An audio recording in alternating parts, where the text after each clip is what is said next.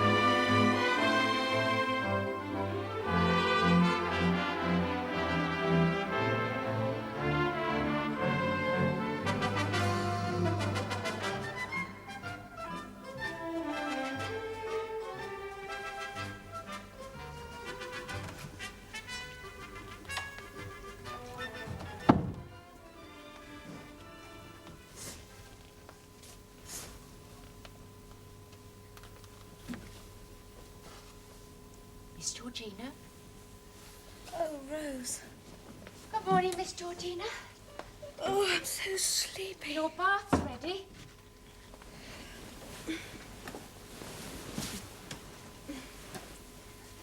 Oh, it was a wonderful ball. Their Majesties, the King and Queen, accompanied by the members of the royal family, entered the ballroom at 10 o'clock, when dancing commenced immediately. The King wore the uniform of the Colonel-in-Chief of the Scots Guards. Ah! Oh, give over, Edward. The Queen wore a gown of grey and silver brocade, with a corsage of silver embroidery and a crown of diamonds with the lesser stars of Africa. The court-in-law with diamond bows arranged as a stomacher. Oh, quite a sparkling, Bonbon. What are you doing with them good glasses? Haven't you heard? Mr. Lyons, our purveyor of fish and poultry, is honouring our humble servants all for luncheon. Oh, and what's so special about him? Shh! Mr. Lyons has got a soul, and his heart's in the right place, and his muscles are as hard as iron. Edward. And take care not to tread on his heels, 'cause they're jellied. And what's more, there's a certain lady not 1,000 miles from here he'd like to catch in his net. Edward, when I went round to the shop last week, he pinched me bottom. Not you, Ruby. Why would Mr. Lyons want to throw himself away on you? Mrs. Bridges, he fancies her. Fancies Mrs. Bridges? Yeah. Oh, go on. Ruby? You done the breakfast washing up yet? Yes, Mrs. Bridges. Oh, well, get on with laying up the luncheon and don't talk so much. I wondered what she'd been cooking when there's no upstairs luncheon. It's nice for us at any rate. Not for us, Ruby, my love. We have yesterday's leftovers at 12 o'clock.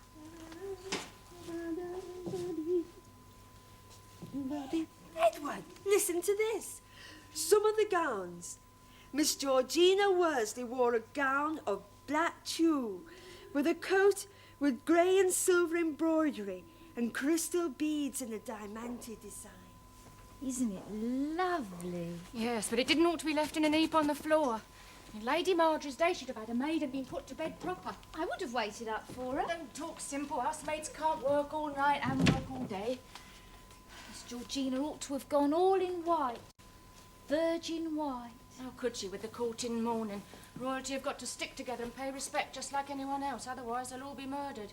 Anyhow, it's only half mourning. Not like last time when the king died. Then they was all in black from head to foot for months on end, even at Ascot. Well, why was it only half mourning? Well, he was only a Serbian Archduke, wasn't he? Here, Rose. You put that down. Quadrille, Methusalem, Strauss, Waltz, the cinema star, Gilbert, Waltz, Destiny, Baines. Heroes, look, BL, 4 in a row. That's the Honourable Billy Linton, that is. Come on, haven't got all day. But she'll treasure that all her life. The memory will be like a beautiful dream. There's too much dreaming going on in this house as it is. You know what I'm talking about, don't you? You want to wake up and be sensible. Well, I can't help it if I love him, can I? Lord helps them who helps themselves. You want to be careful, Daisy. Mr. Hudson finds out about you and Edward, he'll turn you both out on the streets. It's not so awful, is it? We might get married. Servants can't get married, not junior servants anyhow. You'll end up in the poorhouse, the pair of you, all like your ma and pa. I'd think they'd be example enough for you. Come on.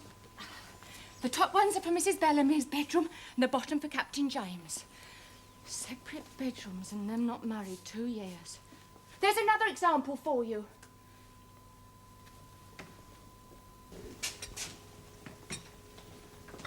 I shall be out to lunch and dinner. I've told Hudson. Yes, I know. Thank you, Hudson. Madam. Well, we seem to be an even bigger mess than usual. It's a damn serious business. These things all seem to happen on Sundays. Do you think it'll lead to war now? It may well. It's just the sort of thing to spark it off. Well, we'll just have to wait and see. You people in Parliament drive me mad. First of all, you turn a blind eye when the Belfast crowd land enough rifles and ammunition to arm themselves to the teeth.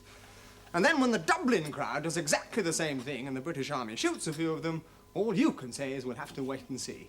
It's incredible. I'm not exactly in the government, James. Yes, but you could do something about it. What would you do? Well, I wouldn't use the army for a start. With that lot of mealy-mouthed pacifists behind them, they might mutiny again. And I wouldn't blame them. No, I let them fight it out and good riddance. Or perhaps use the Navy to blow Belfast and Dublin to smithereens. Winston Churchill can't wait to poop off his 16-inch guns and his dreadnought. And that would finish the Irish problem once and for all. It would finish you if you were Prime Minister. Which, thank God, I'm not. Ireland on the brink of civil war. The Empire going to the dogs. Half the country on strike. Women throwing bombs in Westminster Abbey. What a country. We really are up the spout. Well, I must sweat off to the sweaty city. At least if I was in Bombay, I wouldn't have to wear these ridiculous clothes. Poor old James. Poor old James. Up the spout. Just about sums us up. Not your fault, my dear. As much as it is his. I haven't provided him with children, for one thing. Isn't that considered the principal duty of a wife? You can't help that. Nobody can blame... He should never have... I should never have married him. I'm not the right sort of person for James, Richard. Is anybody? Yes. One of those tough, bright, blue-blooded hunting ladies who would have provided him with a brace of tough, blue-blooded hunting children and then amused herself with lovers. And if James had complained, she would have told him to stop whining and find himself a mistress. Sounds an ideal marriage. It is what happens, isn't it? From what I have observed of fashionable society, it is what happens. Very civilized. Marriage a la mode. It didn't happen to me. No, of course not. I am glad it didn't. I'm afraid James's malaise, whatever it is, goes deeper than that. In biblical times, that is said he was afflicted by a devil.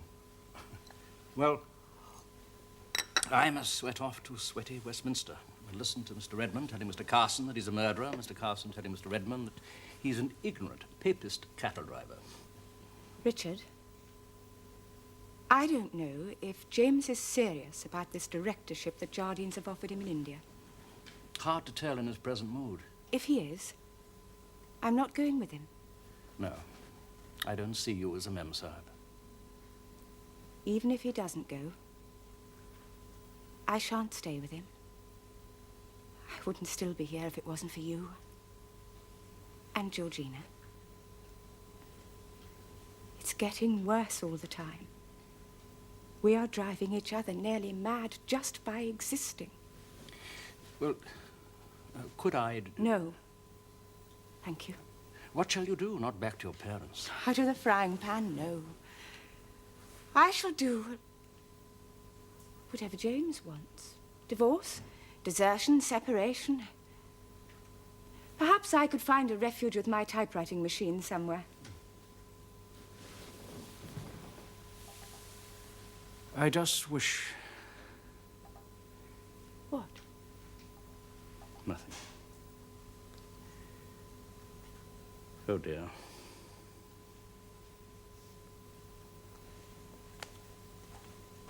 Yes. Oh, dear. Have another helping, Mr. Lyons. Well, I don't mind if I do. Mr. Hudson never touches eels. No. So I made him a special veal and ham. Well, if I may be permitted to observation, there's not a cook in the kingdom can make an eel pie like yours. Oh. No. Not even Mrs. Lewis or Monsieur Escoffier. Both of whom I have the honour to supply with fish and game. Oh, no, Mr. Lyons, you're just saying that. I believe you say the same thing to every cook in Belgravia. But if I might be permitted an observation, it's the eels what makes the pie. And there's no one in London can touch you for eels. Well, Mr. I have to Lyons. admit, when it comes to eels and handsome women, I'm a bit of a connoisseur. Dutch eels. Dutch eels and English women. Though there my old father wouldn't have agreed. Now, he used to say that for firm flesh there was nothing like a Thames eel. Mm. And that's what I say about English women. Oh! Oh, you are a wag, Mr. Lyons. Ruby, just you keep away from that hatch. Get on with the washing up. Edward, put in. Every eel, as I purvey, is picked out individual with these two eyes. I get a little lad to row me out to the Dutch eel boat sat out there in the pool of London, full of tanks it is, and every tank full of eels. And here's a fact of history for you. There's only one boat allowed at a time, and there's always another waiting to take its place up the estuary.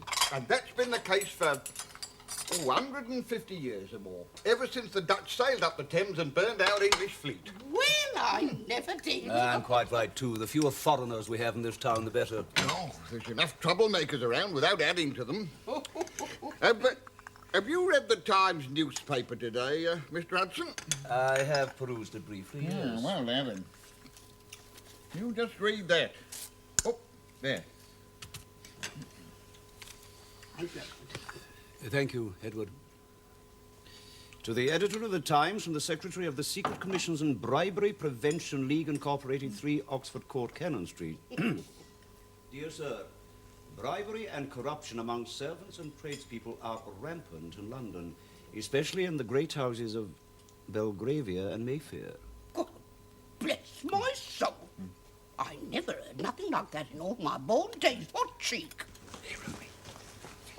A gift to a servant as an inducement to show favour to a tradesman dealing with a master and made without that master's consent is corruptly given. That's slander. That's blackmail and slander. Oh, some crank, I suppose, jealous of our privileged position. Oh, I don't know so much. It's making out that tokens such as friends like Mr. Lyons presents us with from time to time is bribes. I tell you, whoever wrote that ought to go to prison. Christmas time, you could stock a pub. That's wrong. Mr. Lyons You wait being till you're appointed cooking, to I'm a their butler. Majesties the King and Queen. Well, it's treason. It's an insult to the Royal Coat of Arms. I'm surprised at the time printing such blethers. Well, it shows what evil-minded people there is in this world. They put it in the Times so that them upstairs will read it and we'll get into trouble. That's what they done it for. Now, don't upset yourself unduly, Mrs. Bridges. How about a wee drop of port for you, Mr. Lyons, eh? Well, now, that'd be very nice, I must say. I hope that won't be construed as bribery and corruption. I should hope not, This way, indeed. please. Lunatics. Right. Oh, Just getting coffee for them, Mrs. Bridges. yes, I'm sure you are, Edward. Dish is not touched yet, Ruby. Just tidying up your table first, Mrs. Bridges. You ought to be careful, my girl. One of these days, them ears of yours will drop off. A woman of some spirit, you are, Mrs. Bridges. Oh, yes, indeed, Mr. Lyons. A fine person. Mr. Bridges was a very lucky man. I take it he has, passed over. To my certain knowledge, Mr. Lyons, there has been no Mr. Bridges. The title Mrs. being the usual honorarium enjoyed by cooks of a certain class. Cigar? Well, no doubt some lucky man has already found favour in her eyes. Put it down there, Edward. Yes, Mr. Hudson. Thank you.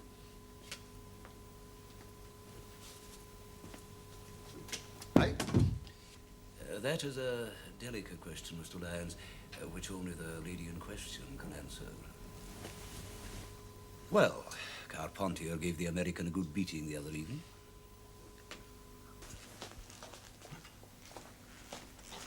Ruby, I was right. Mr. Lyons has baited his hook and he's gone fishing. And it's not for no tiddler either.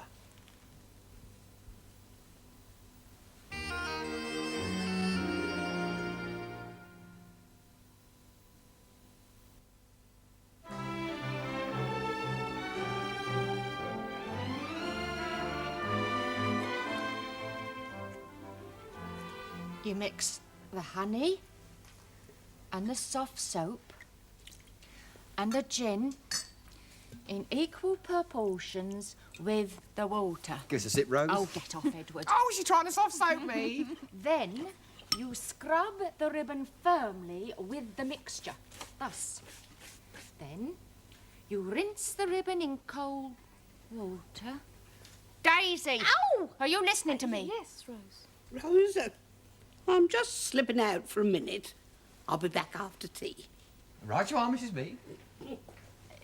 Then you fold the ribbon in a cloth and iron it with a very hot iron swiftly so that it won't scorch.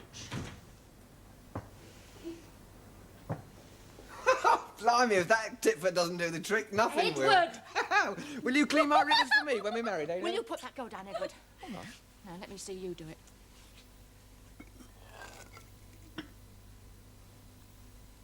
Hazel, I'm afraid I've had to telephone Molly Chichester and say I won't be able to come down with you and James for Goodwood. Oh, no.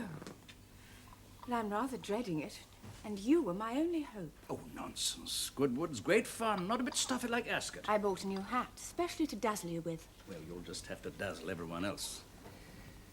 Bonner Law wants me to stay with him at Wargrave, to be closer to London. The King and Queen aren't going to Goodwood either, are they? No, things are getting rather tricky. And they've moved the fleet to Scapa Flow after the review. Oh, really, these wretched Irish. Well, it's not altogether the Irish this time. There's a flap on about this Balkan business. That's nothing to do with us. Is it? Well, not yet it isn't. But Austria's ultimatum to Serbia expired yesterday, and she declared war today. And Russia is Serbia's ally and hates Austria. And if Russia comes in, Germany is bound to help Austria. And France has an alliance with Russia, and we have an entente with France. It sounds a terrible tangle. That's exactly what it is. Let's hope the only way to untangle it is not with gunpowder. Well, what's the difference between an alliance and an entente? Well, one is written down, and the other's a sort of gentleman's agreement. Do we always have to behave like gentlemen? It might be difficult to avoid it this time. We've suggested a peace conference, but Berlin won't have it. I don't trust that damn Kaiser. He's a tricky devil. It's all happened so suddenly. I really don't believe it. Well, all I can tell you is that Margot Asquith was sitting up in the gallery with those high Tory ladies from Ulster, whom she has not spoken a word to in months, telling them that we were on the verge of a European war. She exaggerates everything. She is the Prime Minister's wife, and Edward Grey had lunch with them today at number 10. Shall I have these taken up to your room, Miss Georgina? No, thank you, Hudson. Just leave them there. Georgina?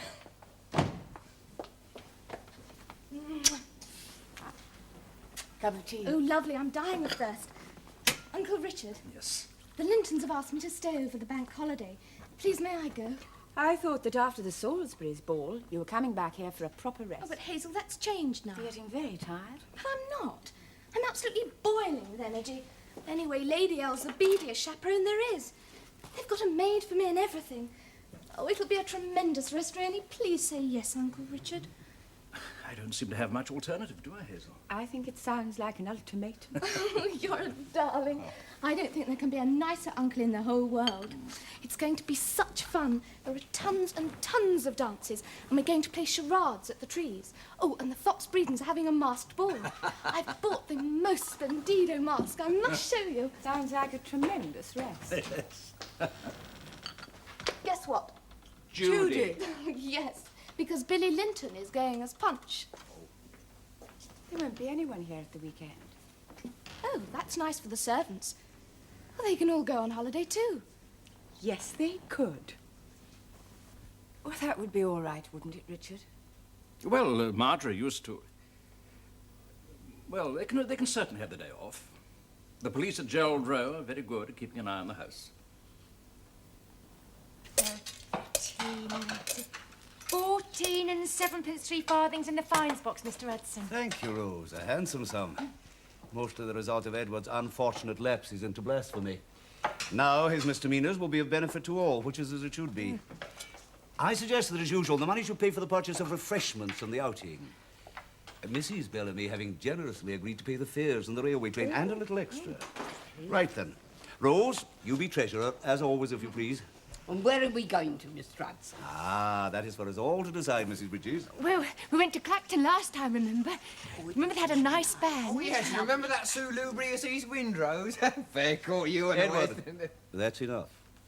Now then, any suggestions from the junior members of the staff? Bridlington's lovely. We haven't got a week off.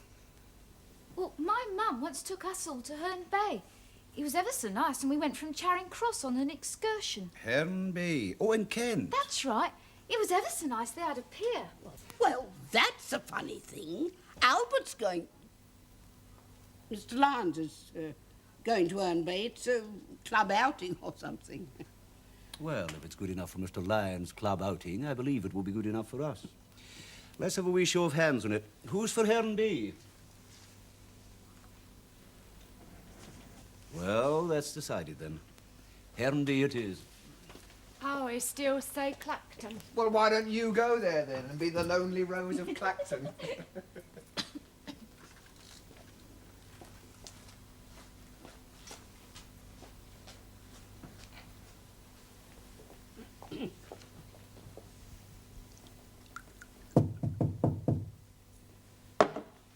Come in. Might I have a word with you, Mr. Hudson? By all means, Mrs. Bridges. Come away, Ben. Now, sit you down. How about a wee dram, eh? Well, I won't say no. In anticipation of our holiday, so to speak. Here we are, then.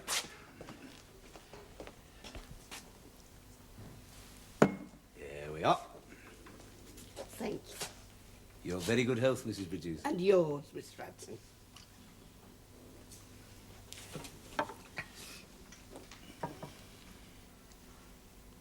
Mr. Hudson, I've been seeing Mr. Lyons. There are indications that he's serious. Well, straws in the wind, you might say. I see. Such as? Well, I've been to tea there twice now, and the last time his only living relative, his sister, come up from Wanstead special. One swallow doesn't make a summer, you know, Mrs. Well, then Bridges. there's his manner, his general behaviour, you might say. I've been very perturbed. I would have thought it was more a time for rejoicing. On account of you, Angus. I mean, when I had my bad trouble and you were so very kind and so very, very gallant, we did sort of promise each other that we would reserve ourselves for each other until such time as we should retire from service. Reservations can always be cancelled, Kate. Don't worry your head about that. I cannot deny that I shall miss you very much. We shall all miss you. But nothing must be allowed to stand in the way of your future happiness and security. Thank you for those words. You're a good and generous man. Well, now we really have got something to celebrate, eh? Oh.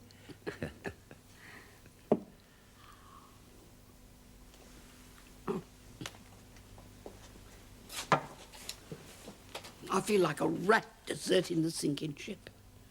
I don't fully take the point of your metaphor. This household, well, I mean, it's not actually sinking, but it's very rocky. All them aggravations and scratchings up there, and then all them Indian catalogues and that. Well, I think the state of affairs upstairs, however difficult they may appear to us, should in no way influence your decision. Do you think I ought to tell them? No. Oh, no, not yet.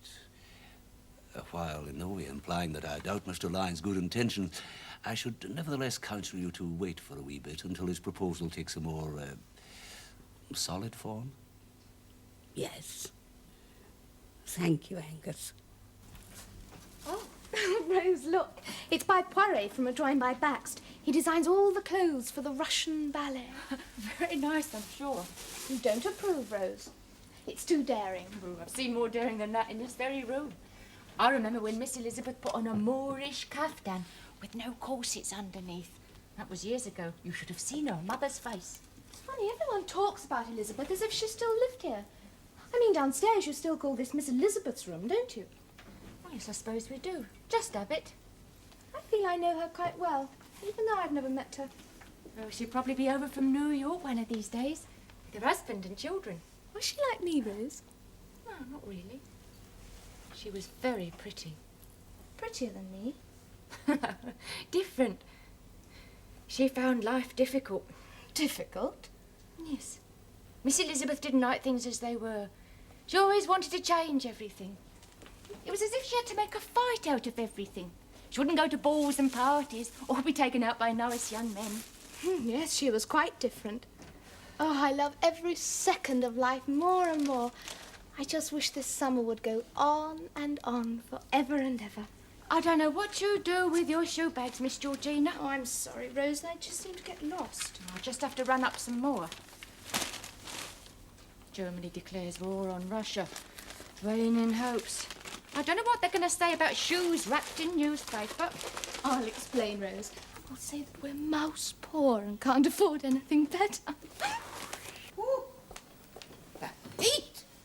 Sweltering out there in that kitchen. Why don't you have some nice barley water, Mrs. Bridget? Well, it was sweltering hot at the Oval, but it didn't stop Jack Hobbs scoring another century. Oh, the way he square cuts. Forearms of tempered steel, the eye of an eagle. No doubt it is also sweltering hot across in France, where they're mobilising for war. Yes, well, as long as we don't get into it, it's nothing to do with us, what goes on in France, Germany and Russia. It's got everything to do with us, Rose. Well, I don't see what it's got to do with England, Mr. Hudson. To hell with Serbia. Oh, if you ask me, that Kaiser wants teaching a lesson. He's been cocking a snoop at us for far too long now. I don't see why we should get involved in a bloody war just to settle old scores between France and Germany. It is our duty, Rose. We are the only people that can beat Germany. And if we don't go in, the word honour should forever be expunged from the English language. Just because your great-great-uncle fought with the Highlanders at Waterloo. We are not fit. We need a bit of the old discipline. All this trouble in Ireland and in industry. The other day, someone even threatened the king. You know, the lower classes are far too flabby and pampered.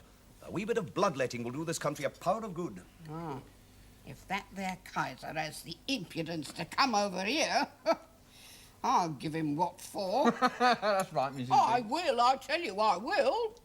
I'll pull every feather out of his helmet. You've been throwing away all your money? No, Rose, look what I got. Oh. And look what I got. Here, you'll get arrested for indecent exposure. War latest! Invasion of France! Germany marches! War latest! Invasion of France! Germany marches! War latest! Invasion of France! Germany marches!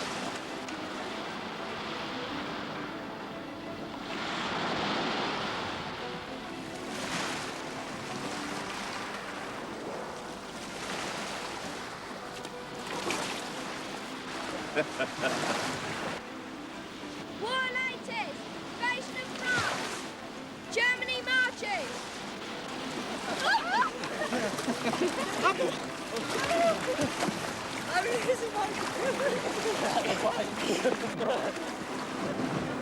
Come on in, Mrs. Bridges. It's lovely.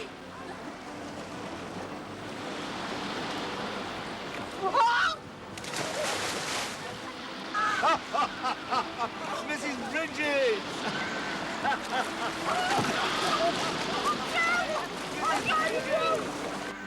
Here you are. Here, Mrs. Bridges. Oh, there. You falling in? War latest! Invasion of France! Germany marches! Here, my boy. There we are. Thank you. Germany marches! I love you, Daisy. Honest. I know you do, Ed. War latest! I love you too, but what's the use? Rose says that if Mr. Hudson finds Rose out- isn't marrying you, is she? I'll be a butler one day, and, well, there are lots of places in the country they take married couples. Good wages, too. And then there's this war. Well, that's just the newspapers exaggerating.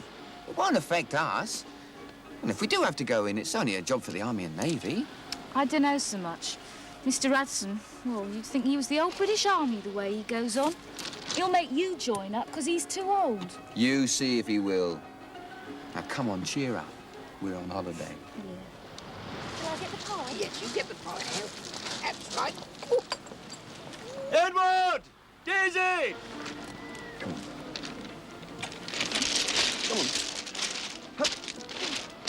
on. Oh, here they come at last. You should have come in, Daisy. It was lovely. Aye, just like Bridlington. She had better things to do. Now, you two, drink up your soup while it's hot. Otherwise, you'll catch your death of cold. 100,000 Germans march from Luxembourg. Oh, Mr. Hudson, now stop your warmongering for a minute and have a piece of my nice chicken pie. Oh, thank you, Mrs. Bridges. Thank you. You've excelled yourself, Mrs. Bridges. Excellent. War latest! Invasion of France! Germany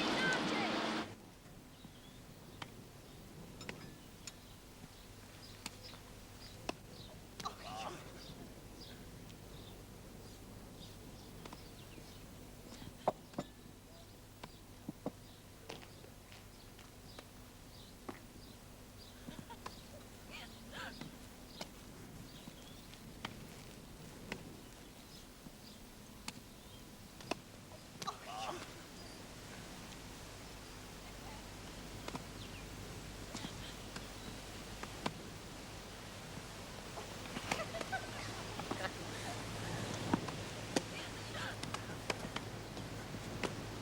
Georgina?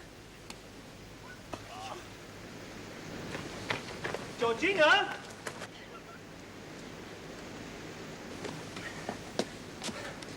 Georgina?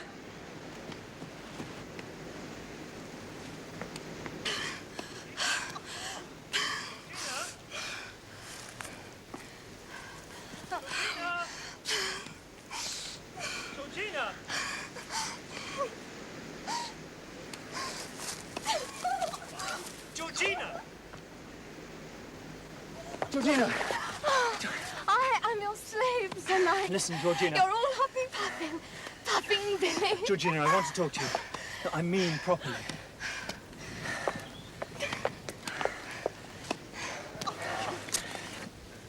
David's just telephoned. They've cancelled Cows. Oh, no. Well, I've never been to Cows. Goodness, how sad. It means things are pretty serious. Why is everyone fussing about this silly old war? Well, it's just something happening abroad.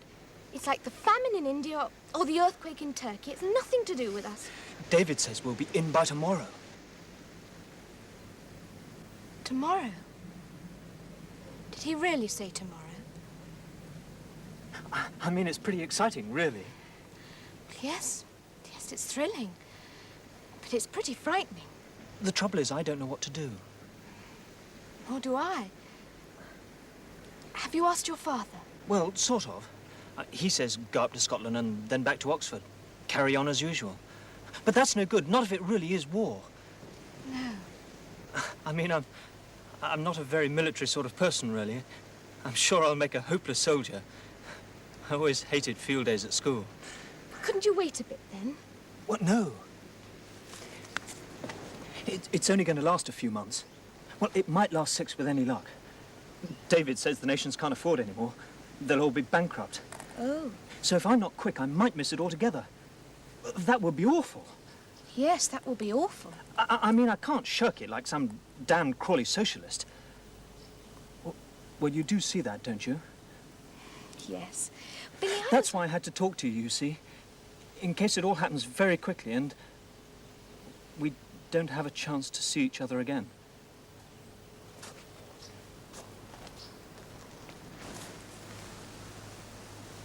I just wanted to say that I love you. Oh, Billy. I don't love anyone else, Georgina. I love you very much. I wouldn't have said all this like this normally.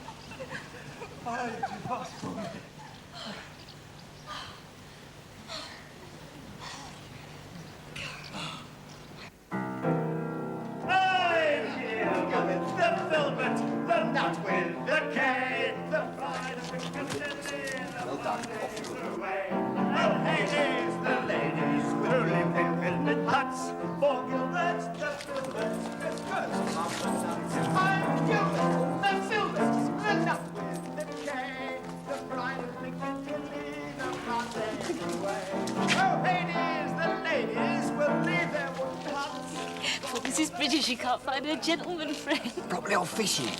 The Colonel of the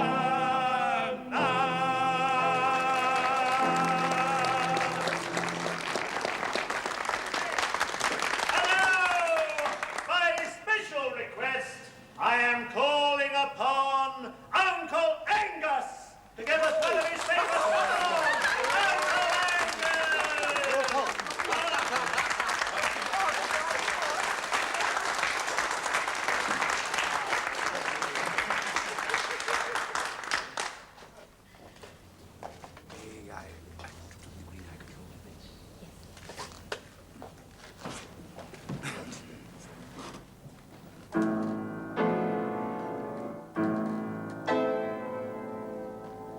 There's a one-eyed yellow idol to the north of Kathmandu.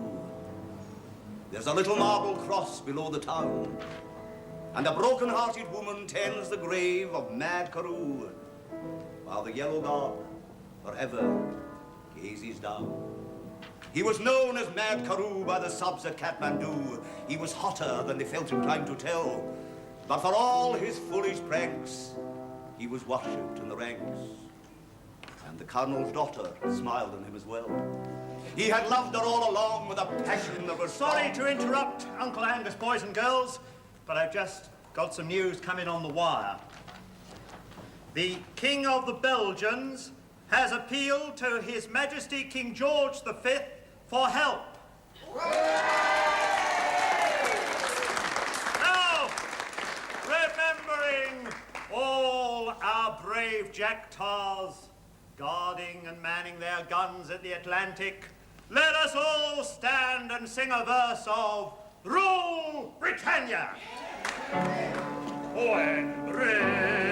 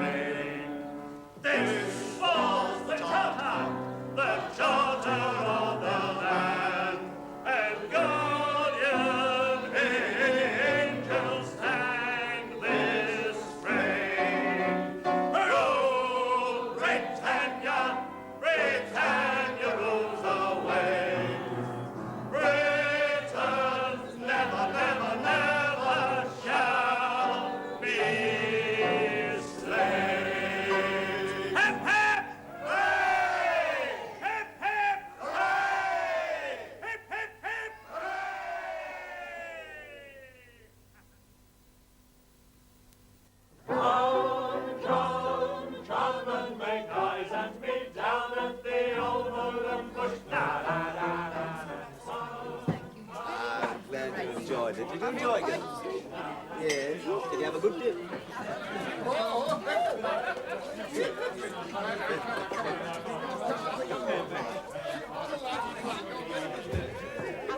Look, it's late. I think we'd best go down to the station. Oh, if we take Rose drink up. Oh, don't you smell lovely, eh? Ow! Crikey, they're all here. My old bag of lard and all. That's not your intended, Albert. It is. It ain't the way she looks, it's the way she cooks. She may call herself Mrs., but she's as pure as a driven snow, aren't you, my darling, eh? Don't you touch me, Albert Lyle. Ain't she a lovely bird, lovely plump breast? What do you price her at, eh, Bill? I'll give you 10 a pound unplucked. Unplucked? I'll soon pluck her. Wait till I get her between the legs. Oh, How dare you, young dog. Get away. Get away. Come on, knock your block off. Hey, look. Come on. Calm now. Take it easy now. Come on, sit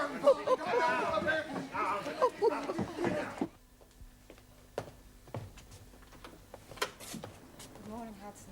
Good morning, madam. Good morning, sir. Good morning, Hudson. We are back early because I'm going soldiering. Yes, sir. Oh, may we have coffee and biscuits in the morning room, please, Hudson? Certainly, madam. Oh, yes, and pay off the cab, will you? And please look out my army kit and all my camping stuff. I shall wear service dress. Very good, sir. Mr. Hudson. Yes, Rose. Put them down there, please. Mr. Lyons is at the back door. Mr. Lyons? Wants to see Mrs. Bridges. The insolence. Where is Mrs. Bridges? She's gone shopping. Gone shopping? If they are, the whole world's gone tapsule-teary today. Rose, go down and get rid of him. Oh, but Mr. Now, do as I Hudson, say. I don't care how you do it. And get Edward. No, I'll get Edward. Look, how much is it in your clock? Rose? You mind your own business and get on with your work. Well? Mrs. Bridges has asked me... Where is she, Rose? I've got to talk to her. Well, she don't want to talk to you. Rose, you and me, we've always been the best of friends now, haven't we? Oh, that's news to me.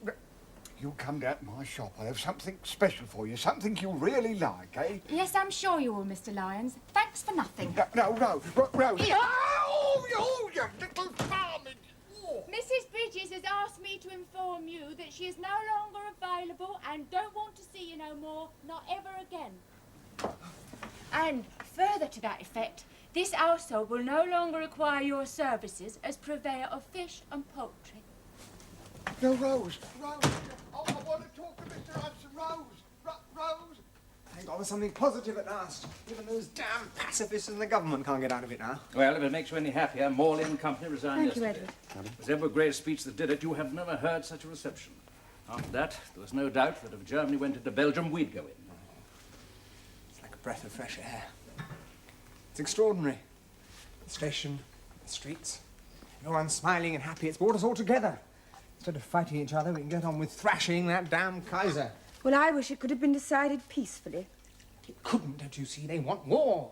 They've been strutting up and down, saber-rattling and growling for years. And now we've got to win. Otherwise the world won't be a fit place for human beings to live in. Let's do it properly while we're about it. Smash or be smashed. The war to end all wars. All ready, Mr. Hudson? Oh, thank you, Edward. Why is he going so soon if war's not been declared yet? Captain James is on the regular Army's reserve of officers, Edward. Well done. All right, you can take it all up now. Here we are. Careful now. Mind how you go.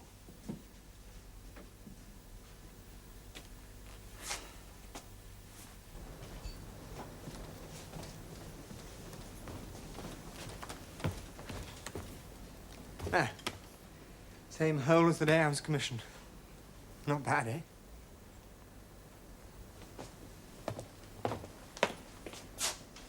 Everything is loaded, sir. Hudson.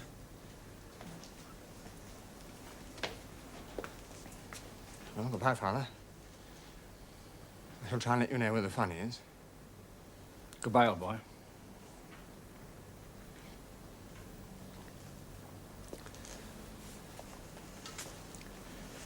Bye, darling. Take care of yourself. We will. Don't worry about us.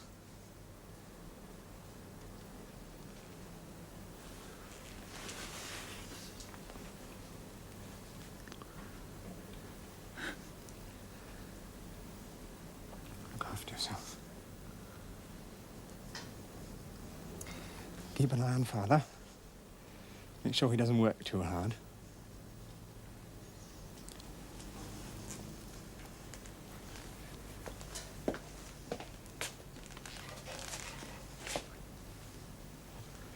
Good luck, sir. And don't let Hudson sneak off and join up. You will, you know, if you don't watch him. Don't you dare, Hudson. No, sir.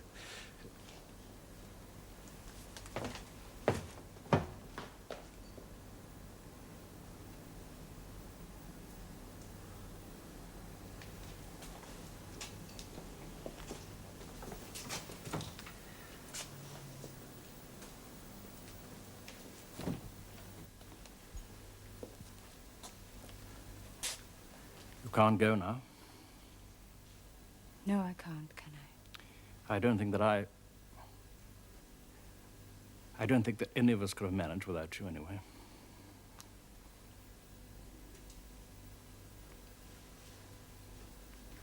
Rose, you didn't ought to have said such things, really you didn't. Not without asking me. After what happened yesterday? Oh, well, of course you was right, of course you was. And it's good riddance, and that's a fact.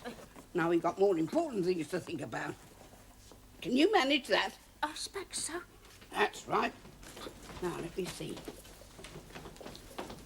What on earth? What is all this, Mrs. Biddews?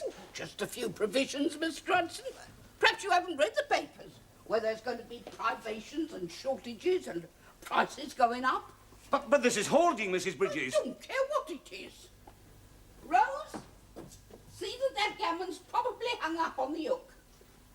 If that there Kaiser's coming over here bombarding and besieging us like they says he is, I'm not letting this household go short. Ooh.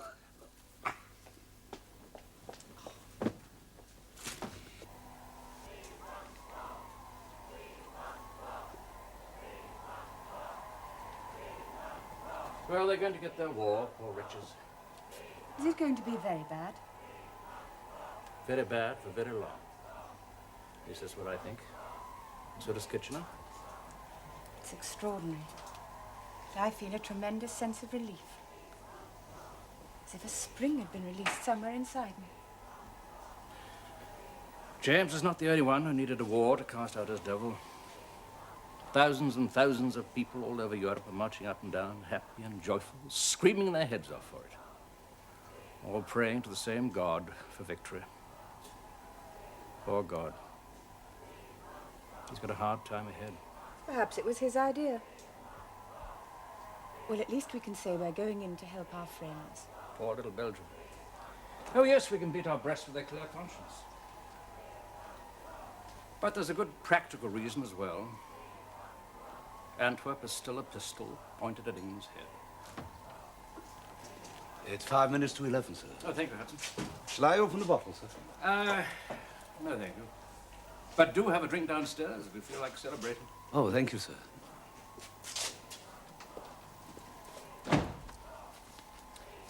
Last night, Edward Grey looked out across the park and said, "The lamps are going out all over Europe. We shall not see them lit again in our lifetime." I'm too old for war, Hazel. This means the end of that pleasant order of things that I've known and lived and loved. The end forever. I do see.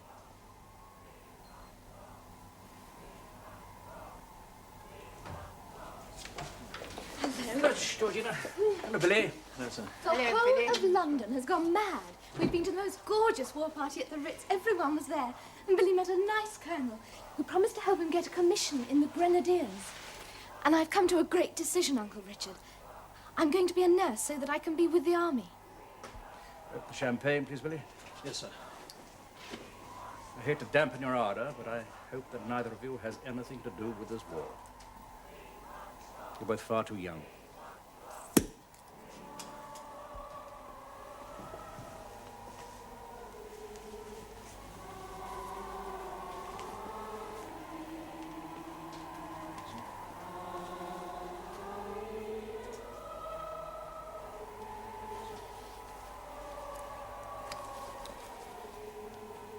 I refuse to drink a toast to war. From battle and murder and from sudden death. Good Lord, deliver us.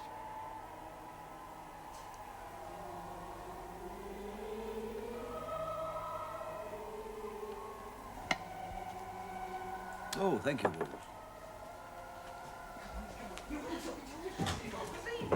Mr. Hudson, you should have seen the crowds outside Buckingham Palace. They're all singing and shouting at the top of their voices. You can all help yourselves to some beer. Oh, thanks, Mr. Hudson. We saw the King and the Queen and the Prince of Wales come out on balcony. Yeah, and we saw Mr. Churchill, Mr. Asquith, and Lloyd George. Saw as clear as anything. And then there's a bloke that climbed up on the balcony when they came out. Do you remember? Why, He Edward? sat on this-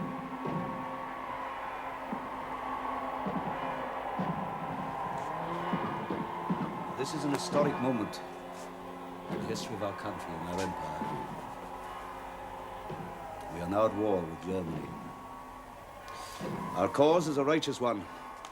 May the Lord mighty in battle give us victory. God save the King. God save the King.